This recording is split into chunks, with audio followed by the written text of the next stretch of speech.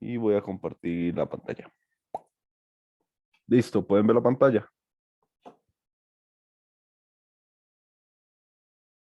Sí, profe, sí sabe. Genial. Entonces, este capítulo es muy interesante y habla sobre, pues, los principios físicos con los que vamos a establecer el comportamiento de la luz. En este primer capítulo lo que estudiamos es la óptica geométrica, la cual es un análisis un poco antiguo en el cual la luz es tomada únicamente como un rayo. O sea, nada más sabemos que se mueve en línea recta. En el tiempo que descubrieron esto, pues se creía que la luz era una partícula nada más. Y pues vamos a ver sus dos leyes principales, que serían pues la ley de reflexión y la ley de refracción. Además, vamos a ver un poco sobre uno de los avances de Isaac Newton, que fue pues darse cuenta que la luz blanca era la unión de todos los colores.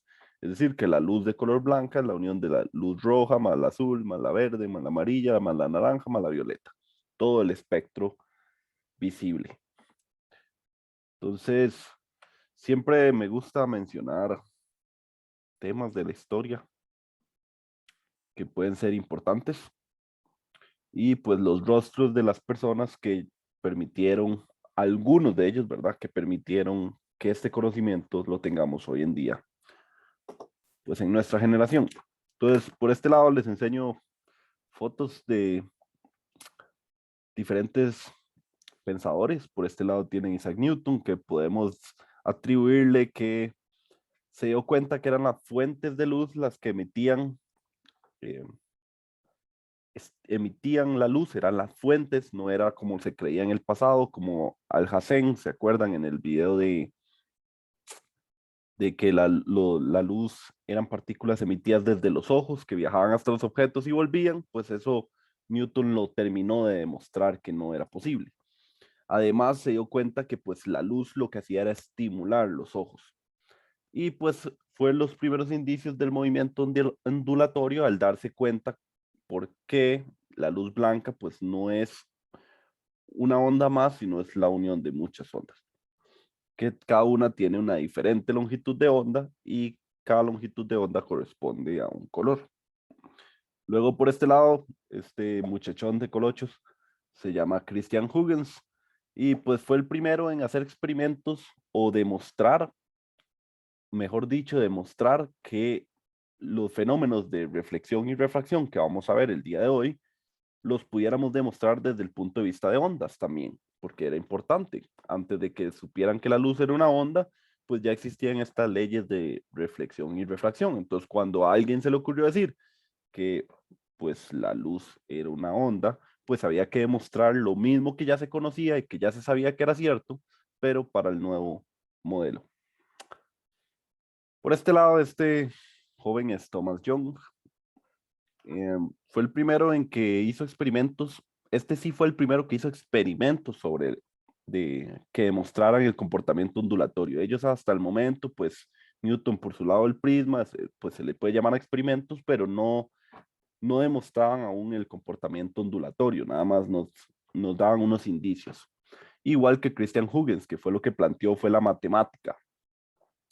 Thomas Young ya hizo sí experimentos incluyendo los fenómenos de interferencia, que son fenómenos atribuidos únicamente a las ondas y que los pudimos observar igual en radiación. Luego, este barbuchas es Maxwell, y pues ya conocimos sus descubrimientos, ¿verdad? Cómo ordenó todas las ecuaciones del electromagnetismo y que además dio un aporte a una de estas ecuaciones. Entonces él ordenó la teoría electromagnética y ya la pudo presentar como propia, ¿verdad? Como recuerden que lo que él hizo no fue descubrir las ondas electromagnéticas, fue ordenar la información alrededor de los campos eléctricos y campos magnéticos. Y este señor de aquí, este otro barbuchín, este señor es Hertz, el famoso Hertz, de que las frecuencias le llaman Hertz. Bueno, él hizo experimentos de transmitir ondas electromagnéticas. Entonces, eso es un experimento muy valioso porque él ya logró crear un emisor, enviar ondas por un canal que sería el aire y recibirlo en un receptor, que sería pues el que recibe el mensaje, el que recibe la onda.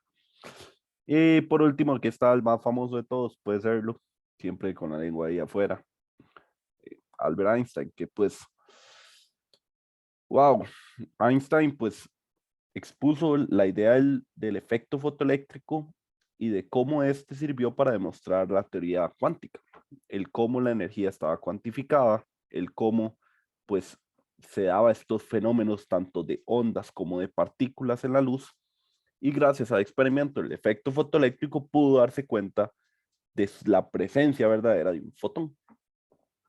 Entonces, obviamente en el camino de ellos habrán más y también habrán ellas también que habrán ayudado mucho en trabajos para que el día de hoy supiéramos todo lo que podemos investigar o conocer del mundo de la luz.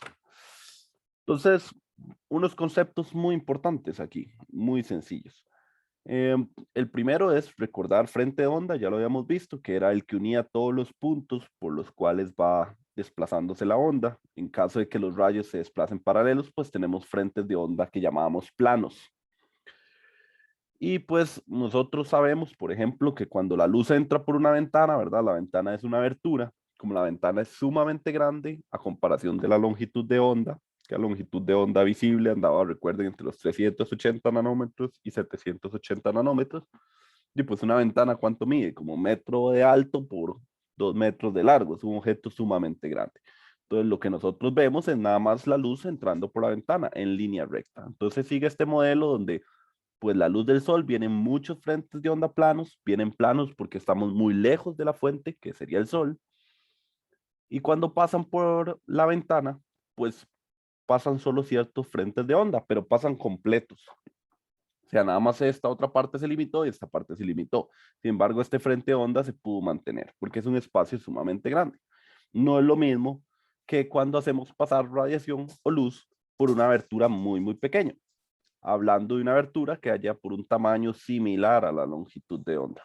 Aquí veríamos un fenómeno que se llama difracción por una rejilla simple. Es un fenómeno que se le atribuye a la luz por su comportamiento de onda. Entonces, para este primer capítulo, no vamos a analizar este fenómeno. Y luego, pues, nos damos cuenta que si hacemos aún más pequeña la ranura, pues ese efecto de difracción se ve pues masivo, es mucho más fuerte. Y en el siguiente capítulo vamos a explicarlo desde el punto de vista de onda, este fenómeno de difracción. Nos vamos a quedar aquí, atrapados en el mundo lineal, donde pues pasa lo que siempre ha pasado, ¿verdad? Que si abrimos la ventana es pues un agujero por el cual entra la luz, pero es un agujero muy, muy grande en relación a su longitud de onda, entonces la luz nada más pasa en línea recta. Y así vamos a ver el primer fenómeno o la primera ley de la óptica geométrica, que es la que estudia la luz únicamente desde el punto de vista de que la luz es un rayo. Viaja en línea recta y listo. Eso es lo único que nos importa, energía que viaja en línea recta. Entonces tenemos principalmente dos tipos de reflexión. A esta que le vamos a llamar reflexión especular, que es, pues vean que la luz está incidiendo sobre una superficie realmente plana, muy uniforme. Y luego por este lado tenemos reflexión difusa, que es cuando la luz, pues por la rigurosidad del material en el que esté reflejando, pues la luz al final se desvía en todas direcciones. Normalmente, pues cuando tenemos, por ejemplo, una mesa, a pesar de que nosotros la toquemos y se sienta plana, la mesa, si le hiciéramos un zoom, se vería como esta forma de aquí, así como rugosa. O sea, a pesar de que yo toque la mesa y se sienta muy plana, muy pulida, por más que le hagamos zoom, nos damos cuenta que al final tiene cierta rigurosidad. Entonces, este fenómeno de reflexión difusa es el fenómeno de reflexión que vemos siempre, como cuando yo hago un puntero láser y apunto hacia una pared, todos vemos la mancha sin importar la dirección en la que veamos eh, el spot o la mancha. Todos la podemos ver, ya la veamos desde la izquierda, desde la derecha. Eso es porque la luz llegó a la pizarra y la luz después, por lo riguroso que es la pizarra, que aunque aparezca plana, hace que la luz se desvíe en todas direcciones. Mientras que este caso de reflexión especular, que es la que cumple la ley de reflexión, esta superficie estamos hablando ya como de espejos sumamente pulidos, espejos que de verdad no son sea, su pulido es tan bueno que de verdad no notamos ningún tipo de rugosidad. Entonces, esta sería la famosa reflexión especular. Esta es la que vamos a estudiar en nuestros ejercicios. Esta no, porque pues, su modelo es un poco más complejo y realmente no sigue un patrón muy especial, mientras que este sí cumple la ley de reflexión. ¿Y qué dice la ley de reflexión? Bueno, que cuando tenemos reflexión especular y tenemos un rayo que incide sobre un material, piensen que aquí yo un puntero láser apunté hacia este material, justo aquí incidió y se reflejó. Entonces, si yo trazara una normal a la superficie, vean, aquí hay 90 grados de esta línea punteada a la superficie, el ángulo de incidencia que siempre se mide de la normal hacia el rayo es exactamente igual al ángulo reflejado, que siempre se mide desde la normal al rayo reflejado. Así de básica es la primera ley que vamos a estudiar, la ley de reflexión. Súper sencilla. Que recuerden, sucede cuando tenemos reflexión especular. Y hagamos un ejercicio de una vez, de solo reflexión. Dice, dos espejos que se ilustran en la figura forman un ángulo recto. El rayo de luz en el plano vertical, indicando las rectas punteadas, incide en el espejo 1. ¿Cómo se muestra? A. Determine la distancia que el rayo reflejado recorre antes de incidir en el espejo 2. Y B. En qué dirección se mueve el rayo reflejado después de reflejarse en el espejo 2. Okay. Entonces es un ejercicio sumamente divertido, la verdad, que tiene que ver únicamente con reflexión. Si se preguntarán si esa ecuación es tan básica, ¿qué pueden ser los ejercicios? Pues lo que tienen que pensar más que todo es que van a utilizar mucha geometría.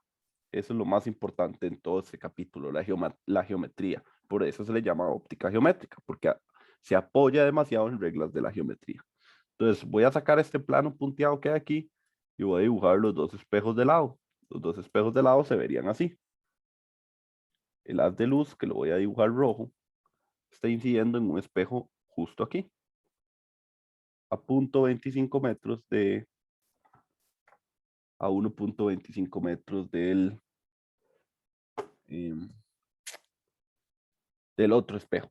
Nada más un momento, voy a cambiarme de pantalla.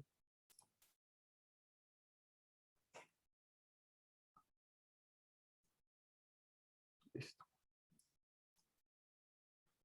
Entonces, ahora sí. Ok, entonces tenemos que esto mide 1.25 metros y pues sabemos que aquí vamos a dibujar una normal porque es justo donde la luz está llegando.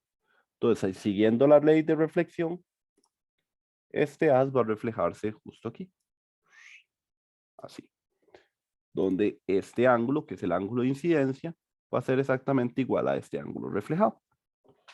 Entonces la pregunta dice, determine la distancia que el rayo reflejado recorre antes de incidir en el espejo 2. Entonces vamos a conocer, lo que necesitamos conocer es esta distancia aquí, esta distancia que recorrió este rayo, esta diagonal. Esta no la vamos a tomar porque ¿de dónde viene? Y pues viene desde el infinito, suponiendo el ejercicio. Entonces no es una distancia que podamos medir. Viendo fácilmente aquí, podemos ver que si este es el ángulo reflejado, que lo 40, este ángulo también es 40. Y pues, este ángulo de aquí sería 50. Entonces, una simple Pitágoras, diríamos la distancia, esta D, que sería la distancia del rayo,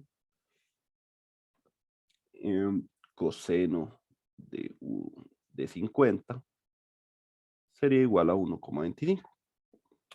Eso quiere decir que la distancia es igual a 1,25 entre coseno de 50. Y eso sería igual a 1,94 metros. Esa es la respuesta de la A. Vean que nada más por pura Pitágoras pude sacar esta distancia, que es la que me están preguntando. La B dice, ¿en qué dirección se mueve el rayo reflejado de la luz después de ser reflejado en el espejo 2? Entonces, si aquí vuelve a chocar el haz, pues aquí se vuelve a dar otra reflexión. En este caso, se reflejaría así, porque tiene que seguir la ley de la reflexión, donde este ángulo, que es el nuevo ángulo de incidencia, tiene que ser exactamente igual a este ángulo reflejado. ¿Y cuál es ese ángulo de incidencia? Bueno, si este vale 40 y yo hago así, aquí hay 90, entonces este ángulo I tiene que ser igual a 50 grados.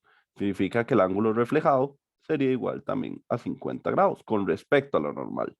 Entonces la respuesta finalmente sería, sale con 50 grados con respecto a la horizontal. Vean que esta normal es paralela a esta horizontal. Entonces, por eso dije a la horizontal. Listo. Y ahí está el ejercicio resuelto. ¿Preguntas?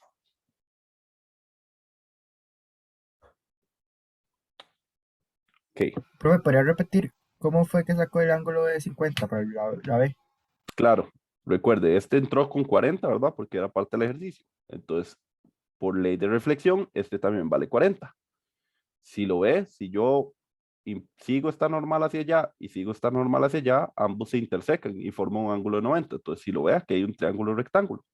Dentro de un triángulo, todos los ángulos tienen que sumar 180. Entonces, 90 más 40 menos 180 me da este de aquí, que serían 50. Y como ley de reflexión, una vez más, este ángulo va a ser igual a este otro ángulo. Entonces ya llegué al ángulo de 50. Y luego nada más decir con respecto a qué es ese ángulo. Y vea que ese ángulo es con respecto a esta normal, que es paralela a la horizontal de todo el ejercicio. Entonces por eso dije con respecto a la horizontal. Ok, sí, ya. Gracias. De nada. Entonces ese es un ejercicio únicamente de reflexión. Vean que lo único que hice fue hacer geometría y una que otra vez aplicar la ley de reflexión. Ok, entonces veamos ahora el segundo fenómeno. Les acabo de decir que siempre que un rayo de luz incida sobre una superficie, el haz se va a reflejar. Pero ahí les dejé la verdad a medias. Lo que va a suceder siempre es que cuando un haz incida sobre un cambio de material, es decir, sobre una superficie de otro material distinto al que viaja, parte de ese haz se va a reflejar, como ya lo mencionamos, con la ley de reflexión, se cumple, y parte de esa luz también se va a refractar. Refractar significa que se introduce en el segundo material y va a tener un cambio de dirección con un ángulo cita 2. Cita 1 es igual a cita 1' por ley de reflexión, pero ¿cómo se relaciona cita 1 a cita 2? Esa es la pregunta del millón, que esa es la segunda ley, se llama la ley de refracción. Pero antes de ver la ley de refracción, quiero que vean aquí esta figura, donde se ve que un rayo viene en esta dirección, incide, vean que parte de la luz se penetra en el material, voy a pintarlo otro color. Así. Parte se penetra en el material, parte se refleja, y luego cuando el material vuelve a llegar a este otro cambio de superficie entre el material y la mesa, vuelve a suceder los dos fenómenos. Siempre van a suceder los dos fenómenos, hasta el momento, con lo que conocemos hasta el momento. Y aquí parte de la luz se refleja, parte se penetra hacia el otro material, pero la mesa, digamos que lo absorbe todo. Y cuando llega aquí, nuevamente hay una refracción. Vean que otra vez hay un cambio de dirección. Y aquí, obviamente, sí, hay otra reflexión, es cierto, pero ya es tan poca la energía que por eso no se ve. Porque vean que aquí en uno había un 100% de la energía. Parte se fue a 2 y parte se fue a 3. Haciendo un ejemplo numérico, digamos que a 3 se fue el 70% de la energía. Parte aquí se perdió y parte se reflejó. Entonces vean que cada vez fuimos teniendo menos energía en cada interacción con otro material. Eso es importante. ¿Y cómo se relaciona ese ángulo 1 con ese ángulo 2? Es la gran pregunta. Bueno, ellos se relacionan mediante la famosa ley de refracción o ley de Snell, que es esta fórmula de aquí. Que lo que me dice es que pues el ángulo 1 se relaciona mediante el ángulo 2 a partir de los senos de los ángulos y la relación entre sus índices de refracción. Entonces aquí veo dos ejemplos en los cuales estamos pasando de un índice de refracción de aire a vidrio y vemos que el ángulo, vean que el haz se torció como buscando hacia la normal, venía así y el cambio de dirección fue un poco más cerca hacia la normal. Mientras que cuando pasamos de un material de un índice de refracción mayor a uno menor, vean que el haz más bien tendió como a abrirse, a alejarse de la normal. Entonces es importante porque ese comportamiento siempre lo vamos a tener sin importar el índice de refracción que trabajemos. Y estoy mencionando mucho índice de refracción, pero ¿qué es el índice de refracción? Bueno, eso es un valor que tiene cada material. Dependiendo del material, el índice es diferente, ya sea alcohol, ya sea agua, ya sea vidrio, ya sea lo que sea, tiene un índice de refracción asociado. Y lo que me indica el índice de refracción es la razón de la velocidad de la luz en el vacío por la velocidad de luz en el medio. ¿Por qué? Porque sabemos que la luz en el vacío vale aproximadamente 3 por 10 a la 8 metros por segundo, pero es la luz viajando en el vacío. Es lo mismo viajando en agua o en vidrio o en aceite o en aire, es lo mismo. Bueno, no, no es lo mismo.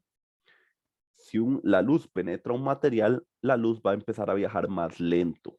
Dependiendo del material, así va a ser lo lento que viaje. Entonces, siempre lo más alto que va a viajar la luz es a la velocidad de la luz en el vacío, que son 3 por 10 a la 8. En cualquier otro material va a viajar más lento que esa velocidad. Un material que tenga un índice de refracción de n igual 2, quiere decir que la luz viaja a la mitad de la velocidad que viaja en el vacío, porque vean, el índice de refracción es la razón entre la velocidad del vacío y la velocidad en ese medio.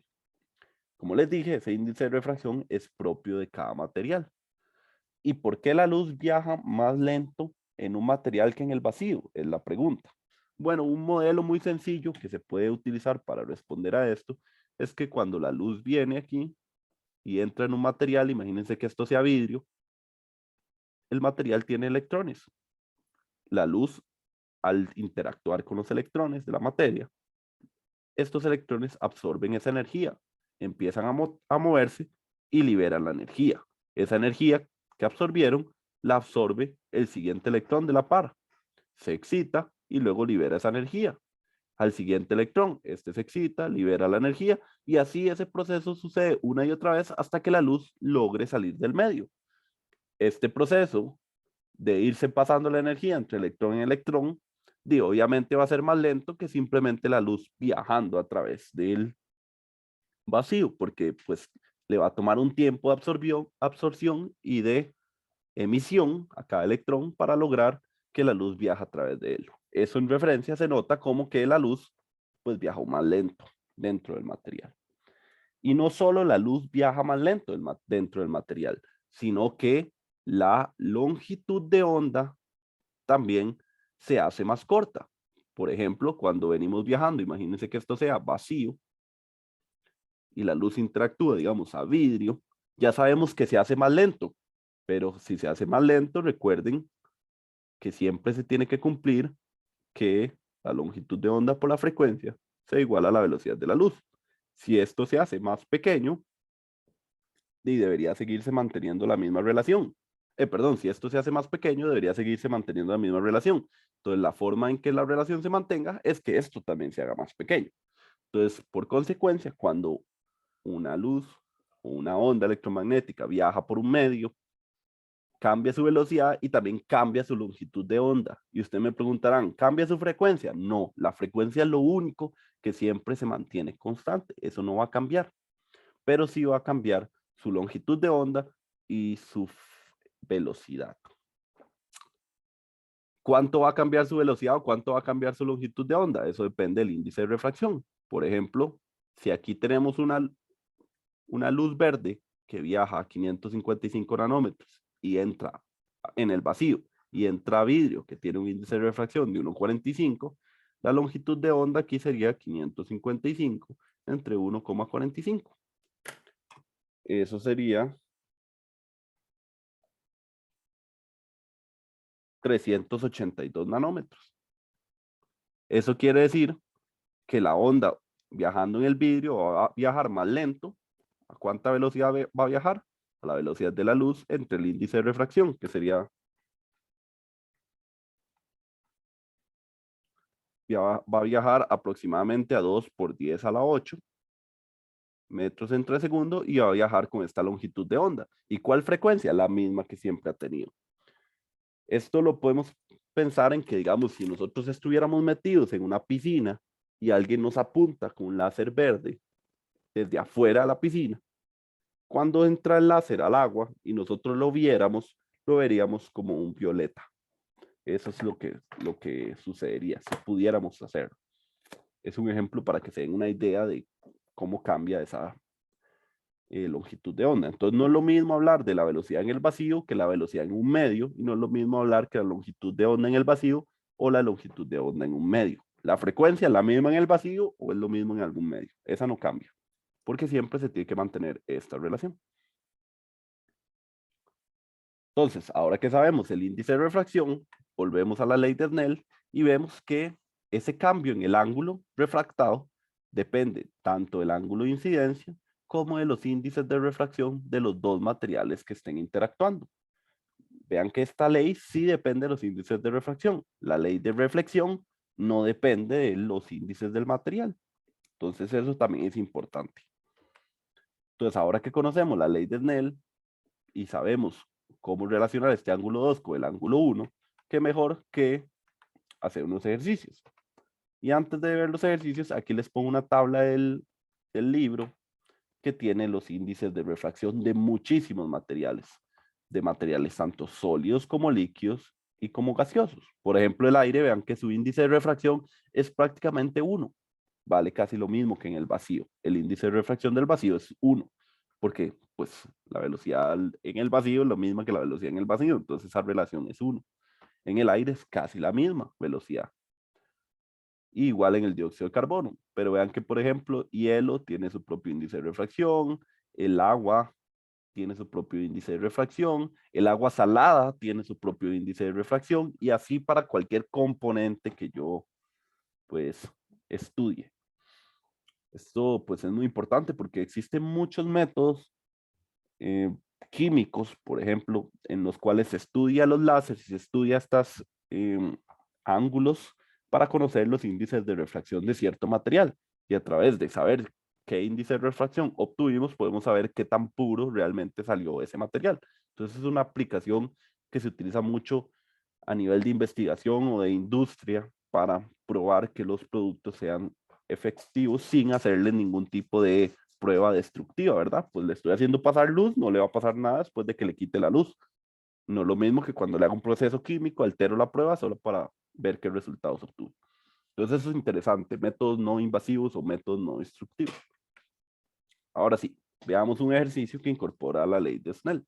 Dice, en un haz de luz refractado, como se muestra en la figura, se forma un ángulo zeta de 20 grados con la línea normal NN. Okay, entonces, este ángulo de aquí, en aceite de linaza, me están diciendo que es 20 grados. En aceite de linaza. El índice de refracción del aceite de linaza es 1.48. Determine los ángulos A, zeta y B, zeta prima. Entonces, acabamos de ver unos índices de refracción, porque ya sabemos que cada material tiene su diferente índice de difracción, pero al igual que siempre nos aprendemos constantes universales, hay que aprenderse que el índice de refracción del aire es aproximadamente 1 y que el agua es aproximadamente 1,33. Vean que solo nos dicen el de linaza, porque es el único que es como fuera de los que debería uno saberse, como de la densidad del agua también uno debería sabérsela, por ejemplo. Entonces lo mismo pasa con el índice de refracción. Entonces ya sabemos esos índices de refracción y conocemos ese ángulo. Entonces lo primero que nos piden es encontrar este zeta. ¿Ok?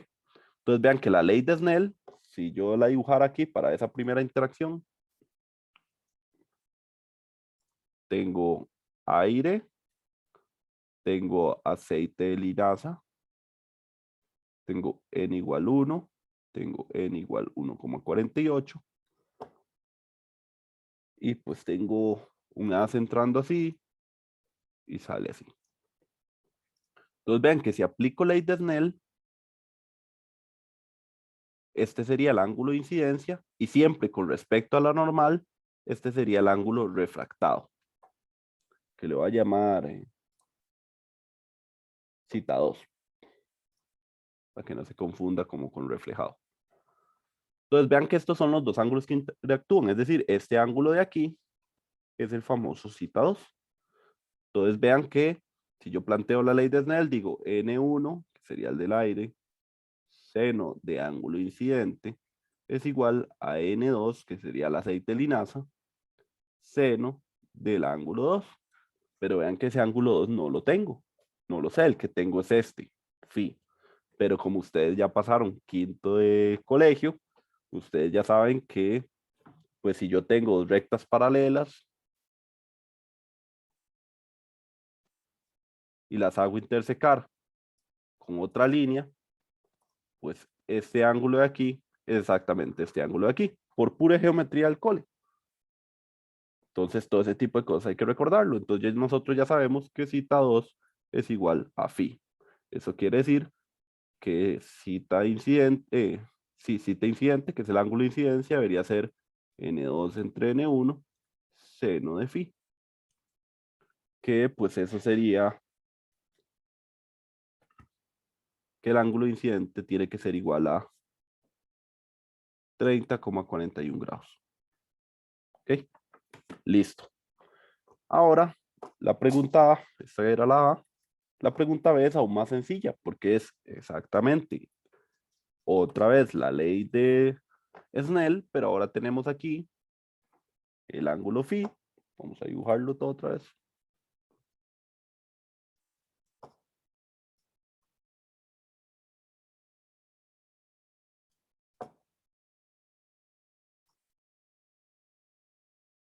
Así. Ahora tenemos aquí el aceite de linaza y aquí tenemos el agua.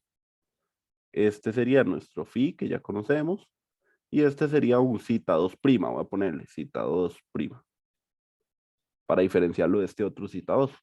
Y vean que aquí nada más sería N1 seno de phi, donde ahora N1 es el aceite de linaza, es igual a N2 seno del ángulo 2', donde ahora N2 es la segunda interacción, es decir, agua.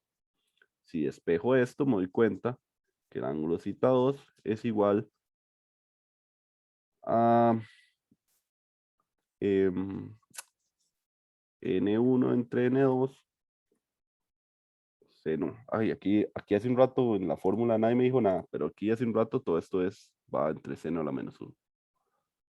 Igual aquí.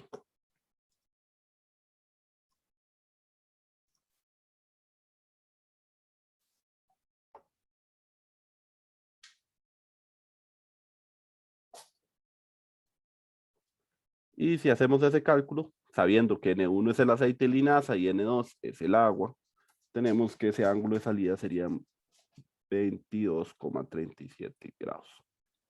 Y así se resuelve este ejercicio. ¿Preguntas?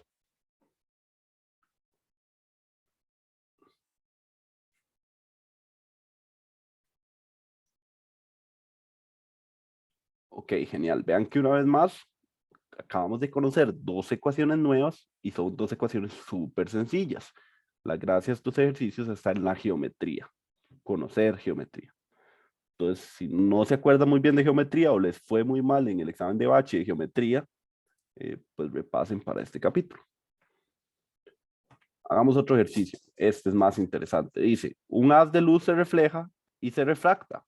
O sea, vean que ahora tenemos tanto reflexión como refracción en la superficie entre el aire y el vidrio, como se muestra en la figura. Si el índice de refracción del vidrio es NG, encuentre el ángulo de incidencia cita 1 en el aire, es decir, encuentre este ángulo de incidencia, que haga que el rayo reflejado y el rayo refractado haya 90 grados entre ellos.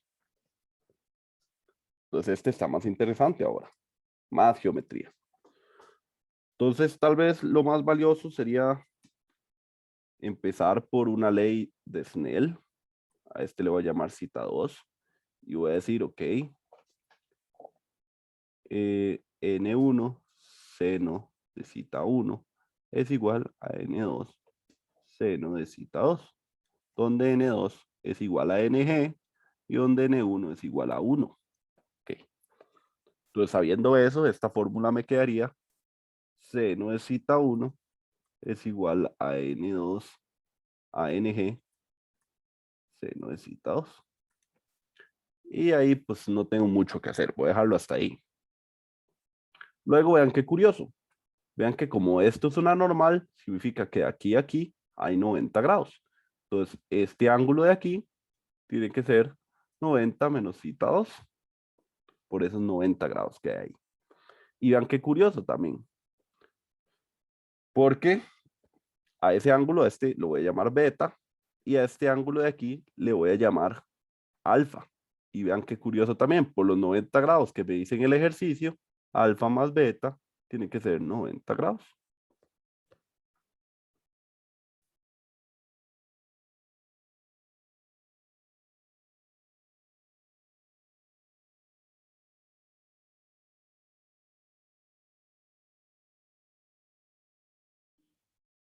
Ok, vamos a ver.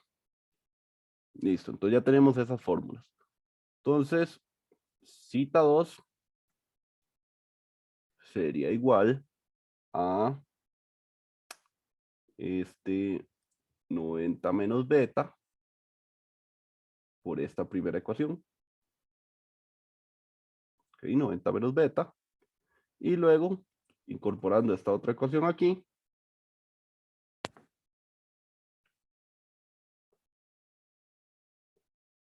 podemos poner que cita 2 es igual a 90 menos 90 menos alfa. Y este menos es, vamos a ver, esto es, despejando aquí, el beta es igual a 90 menos alfa. Entonces esto más bien es menos más, más alfa. Entonces se cancela esto de aquí. Entonces cita 2 realmente es igual a alfa. Y vean qué curioso, aquí también hay otra normal. Eso quiere decir que aquí también hay 90 grados. Es decir, este ángulo de aquí es 90 menos alfa. Y por ley de reflexión, este ángulo de aquí también es cita 1. Entonces significa que 90 menos alfa es igual a cita 1. Eso quiere decir que cita 2 es igual a 90 menos, esto quiere decir alfa es igual a cita 1 menos 90 menos 90 menos cita 1. ¿Ok? Entonces vean que ya llegamos a una relación de cita 2. Ahora, vean que si cambiamos cita 2 por esto de aquí, en esta ecuación, tenemos seno de cita 1 es igual a NG seno de 90 menos alfa 1, menos cita 1. Y esto de aquí, seno de 90 menos X, es lo mismo decir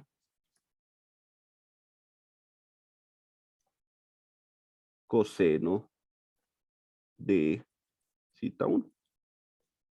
Pura trigonometría y geometría. Y después de esto, esta ecuación de aquí la puedo traer aquí. Y nada más me queda hacer seno de cita 1 entre coseno de cita 1 es igual a NG. Seno entre coseno es tangente. Tangente de cita 1 es igual a NG. Cita 1 es igual a tangente a la menos 1 de NG. Y aquí está la respuesta. El ángulo de incidencia en términos de la única variable que me dieron en el circuito. Perdón, en el ejercicio. Ando muy circuitos, que en la mañana hay puros temas de circuitos. Entonces ahí llega la respuesta. Vieron, pura geometría. Más las dos ecuaciones que ya conocemos, ley de Snell y ley de reflexión. ¿Preguntas?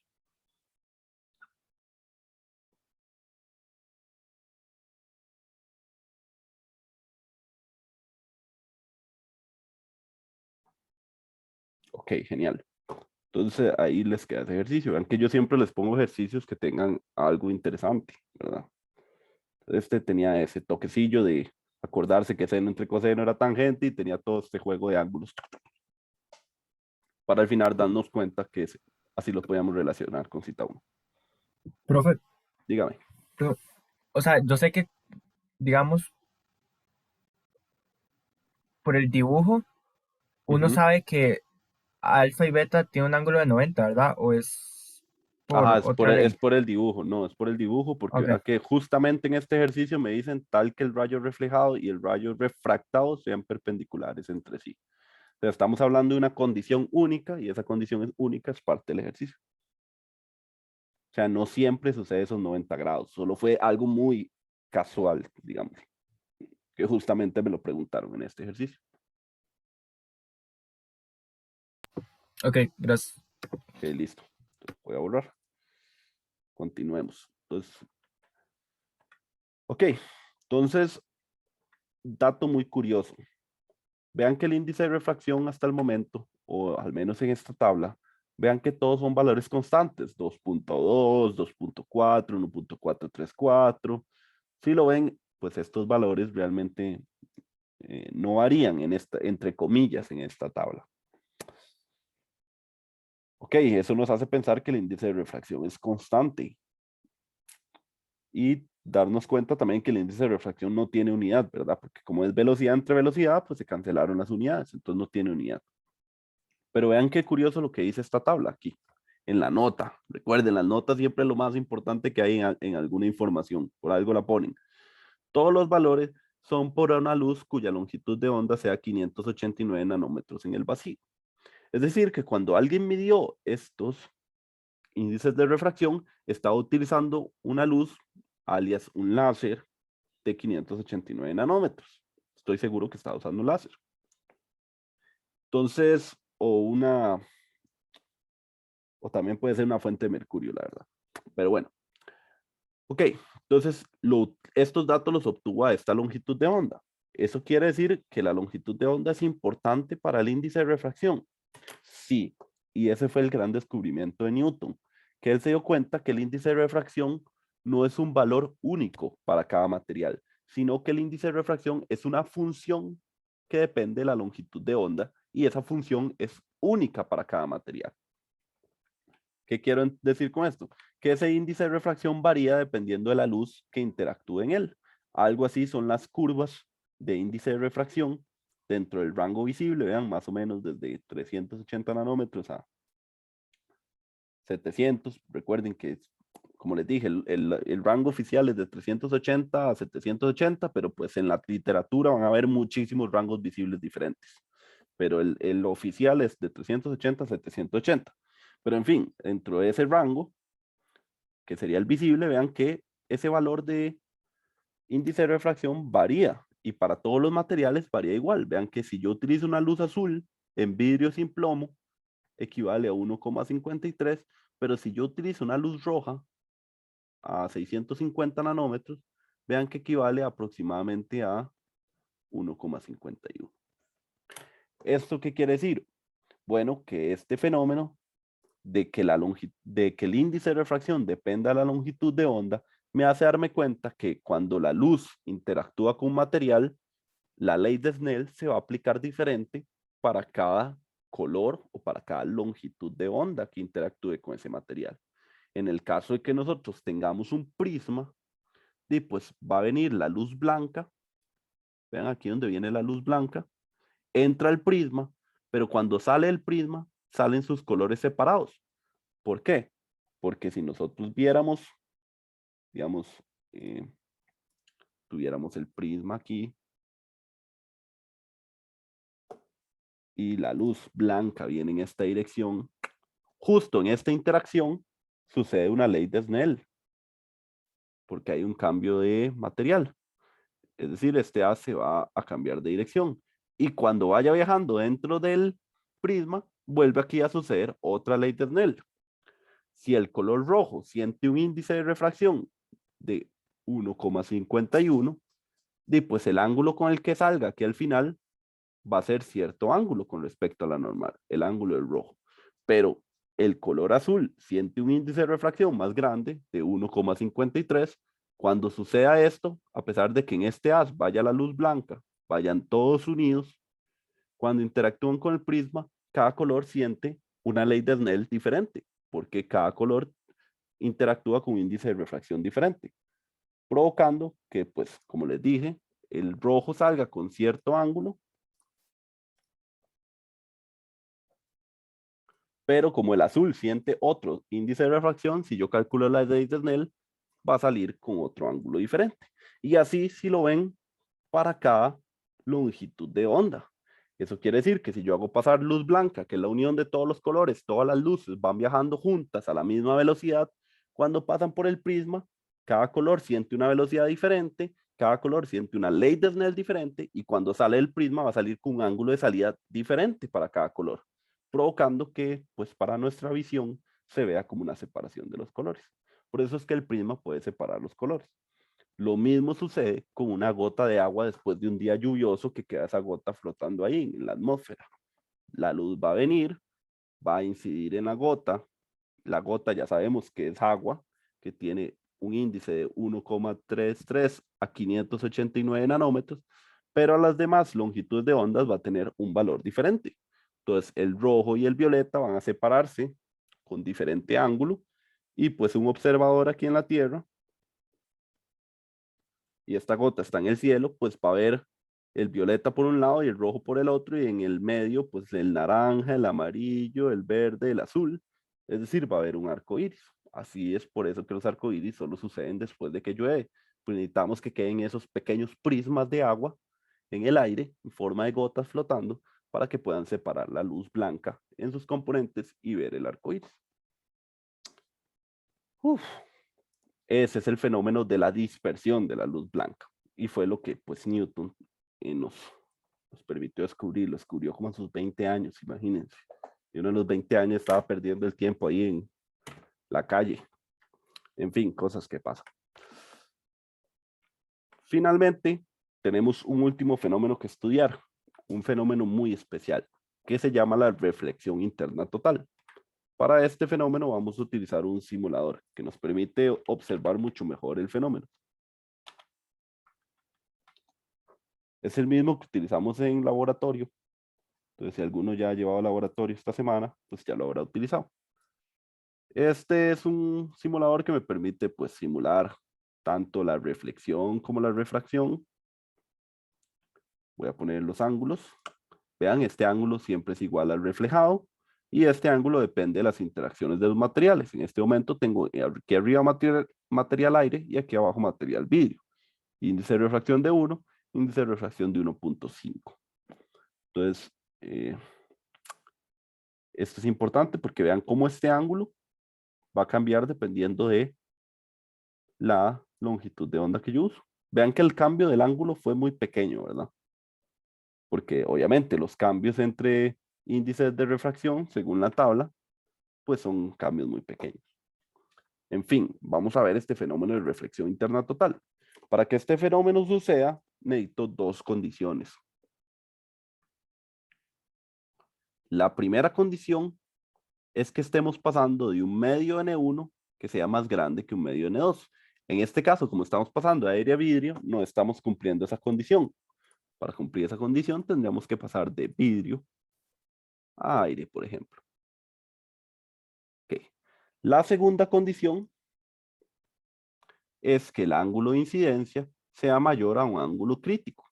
¿Y qué es el ángulo crítico? Bueno, es el ángulo en el cual este haz refractado valga 90 grados. Vamos a hacer un experimento para obtener ese ángulo crítico. Entonces, vean que hago el ángulo aquí, en ángulo de 3 grados, vea, sigue habiendo reflexión, sigue habiendo refracción, sigue aumentando, sigue habiendo reflexión, sigue habiendo refracción, sigue aumentando, y va a llegar a un punto en que ese ángulo refractado, vean, se hace 90 y desaparece. En el justo ángulo en el que desaparece, ese es el famoso ángulo crítico. Entonces vean que cuando cumplimos estas dos condiciones, que estamos pasando un medio N1 a un medio N2, donde N1 es más grande que N2 y el ángulo de incidencia es igual al ángulo crítico, vean lo que pasó. Dejamos de tener rayo refractado. Y vean que siempre, a mayores ángulos de eso, dejamos de tener refracción.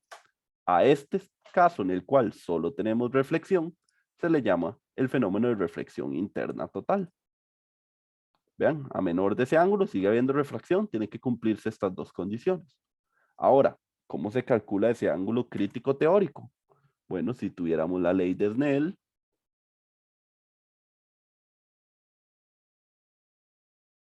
y hacemos que el segundo ángulo sea 90, y seno de 90 es 1, nos damos cuenta al final que seno cita 1 es igual a n2 entre n1 y el ángulo 1 sería igual a seno a la menos 1 de n2 entre n1, que este sería exactamente nuestro ángulo crítico. Así se calcula el ángulo crítico. Entonces, cuando ese ángulo de incidencia sea más grande a este valor, es decir, al ángulo crítico, vamos a estar en el fenómeno de reflexión interna total, tomando en cuenta esta otra condición. Y ustedes dirán, ¿de qué sirve tener todo reflejado? O sea, ¿qué gano yo con reflejar toda la luz? Bueno, tal vez el uso más importante que le ha dado el ser humano a la reflexión interna total es la fibra óptica. La fibra óptica funciona de manera que es un cilindro de un material vidrio, digámosle N1 igual 1,46, y tiene recubierto otro material de otro vidrio, pero con menor índice de refracción, 1,45. Esto provoca que si yo lo viera de lado, digamos, si yo viera la fibra de lado, sería como un cilindro así, ¿verdad? Con un cilindro que lo recubre.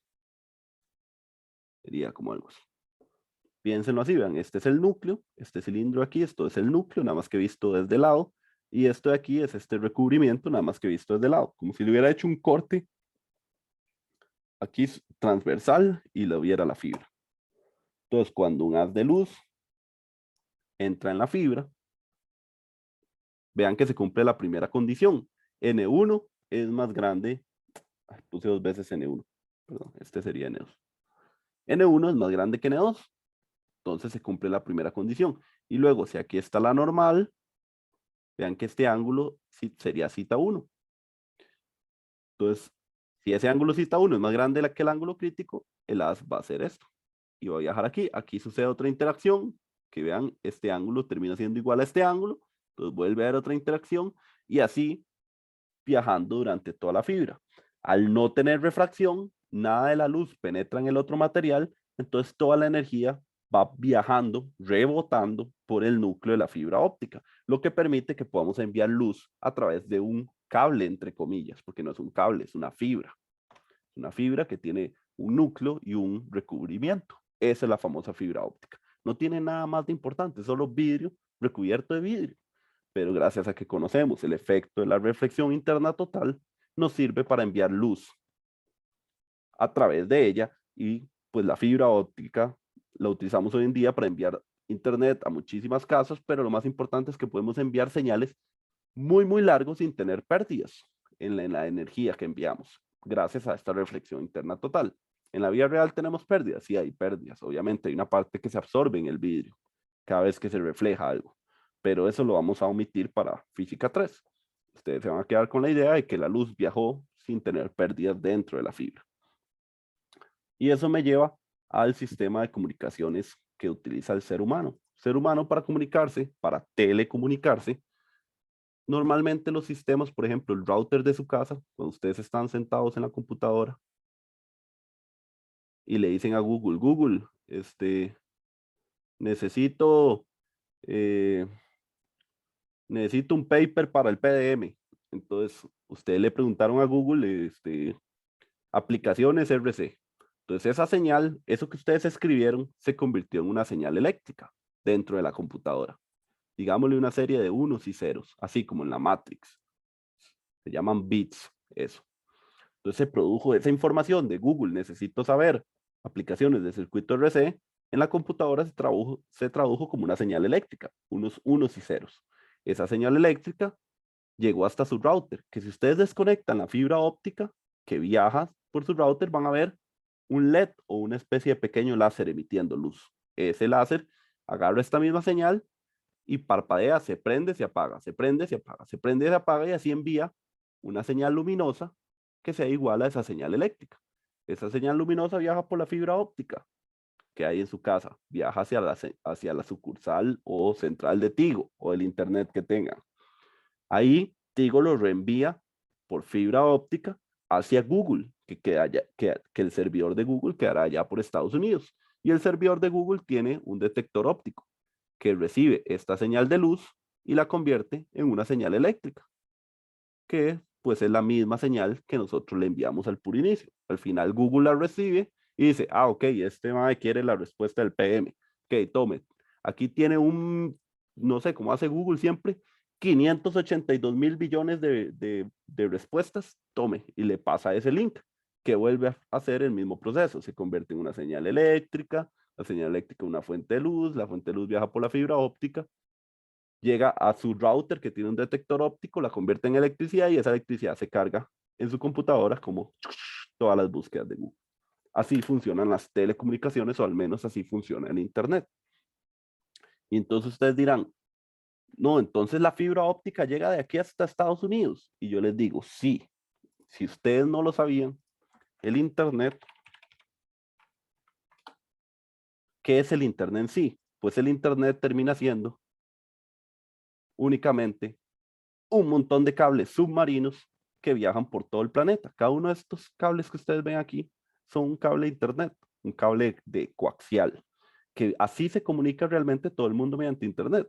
Entonces, cuando ustedes hacen ese ejemplo de pedirle una pregunta a Google, esa señal viaja por alguno de todos estos cables y llega al servidor de Google. Servidor de Google reenvía su respuesta por el mismo camino, o si hay un camino más corto, pues lo envía por ese camino y así te reenvía la señal. Vean todo lo que viaja su señal eléctrica y vean lo rápido que sucede. ¿Qué pasa cuando son cables de electricidad? Y que estamos hablando de velocidad de la electricidad.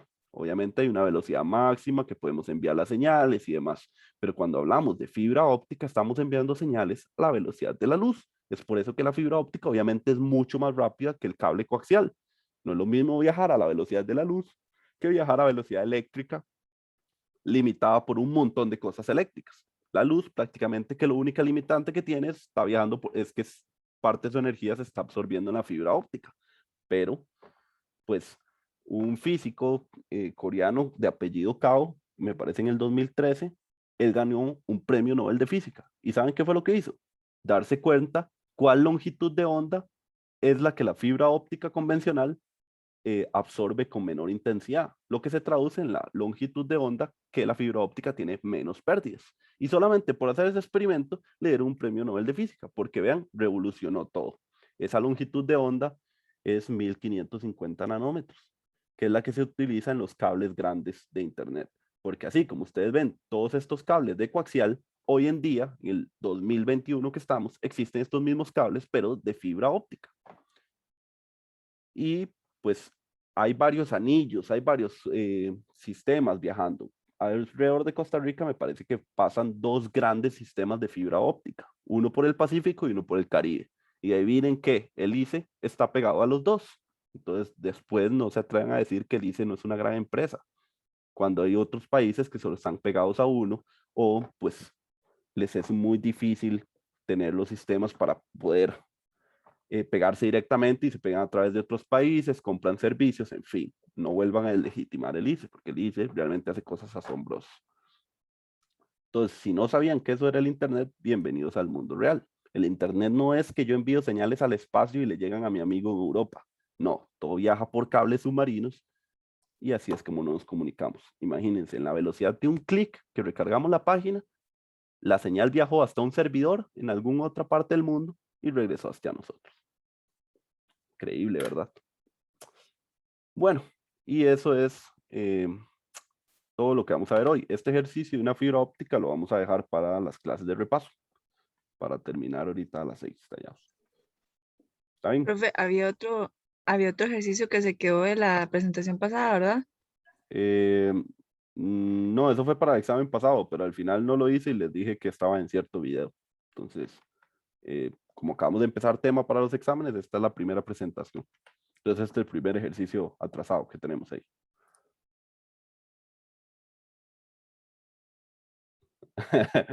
Hoy, Liz Diego. Bueno, primero se le va el flujo eléctrico, no se le va la luz, porque lo que se le va fue la electricidad. Y estamos hablando de Internet, ya el sistema de distribución eléctrico será otra cosa. Además, si usted vive en San José, no es el ICE, es la CNFL. Si usted vive en Cartago, es la grandísima porquería de JASEC. Y si ustedes viven en zonas pues, de Guanacaste, será COPE Guanacaste.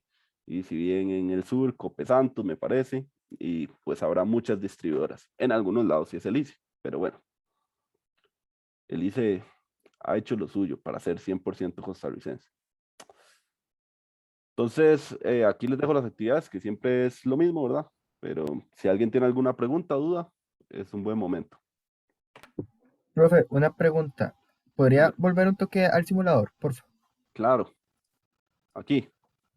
Ajá, entonces, básicamente la reflexión interna total es que ya no hay refracción, o sea, no es como que el rayo de luz que había antes, digamos que antes estaba por aquí en la refracción y ahora pasa aquí, ese rayo ya no existe, por decirlo así. Exacto, ya deja de existir. ¿Por qué? Matemáticamente se explica porque no puede haber un seno que sea mayor a 1. Entonces, cuando este seno 90 es, dice seno 90 es 1. Entonces, de cierta manera, si seno valiera más que 1, el rayo haría algo como así, lo cual no es posible matemáticamente. Y la otra forma que tengo de comprobárselo es que aquí tengo un medidor de potencia. Entonces, por ejemplo, si yo vengo muy perpendicular, vean que lo reflejado es 4% y lo que penetra en el material es el 95% de toda la energía. Esa energía va cambiando conforme yo mueva el ángulo. Ahora vea que se refleja 43% y se refracta 56%. Vean que los dos siempre tienen que sumar el 100% que entra aquí. Y cuando ya estamos en reflexión interna total, vea que la reflexión es el 100% de la energía. O sea, ya no es que hay un rayo que se quedó aquí perdido, porque entonces se vería en la intensidad de la reflexión, pero como desapareció, y si tomamos medida de la potencia, nos damos cuenta que toda la energía se termina reflejando. Esa es otra de las características del fenómeno de reflexión interna total, nada más que en física 3 no lo vemos a tal punto de estudiar sus potencias, porque ya eso entraría en un tema un poquito más de óptica física, no tan geométrica. Pero bueno, nos quedamos hasta ahí. ¿Queda claro, Alejandro? Sí, ya, por allá, profe. Gracias. Ok. Entonces, si alguien no tiene más preguntas, los dejo para que vayan a realizar las actividades asincrónicas del tema 8. Son igual muy bonitas, unos cuantos videos muy ilustrativos, unos cuantos simuladores, me parece. La verdad no me acuerdo muy bien ahorita. Pero bueno, ahí la pueden encontrar en mediación virtual. Y se entrega de hoy en 8. Muchas gracias.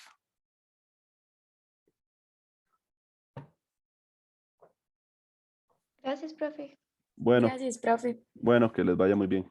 Hasta luego. Por allá, profe. Gracias, profe. Profe, yo le tenía una pregunta. Dígame, Ricardo. Profe, con el con estos PDM, todavía no están revisados todos, ¿verdad? No, estoy en eso. Cuando yo les avise, ya me pueden hacer reclamos. Es que estoy revisando Ok. todos y, por cierto, me di cuenta que metí las patas en algo, entonces tengo que hacer unas correcciones.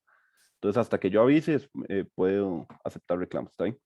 Ok, está bien, no, pero yo estaba preocupado porque yo decía, capaz y no llegó, porque a mí me pasó que resulta que tenía una tarea de otro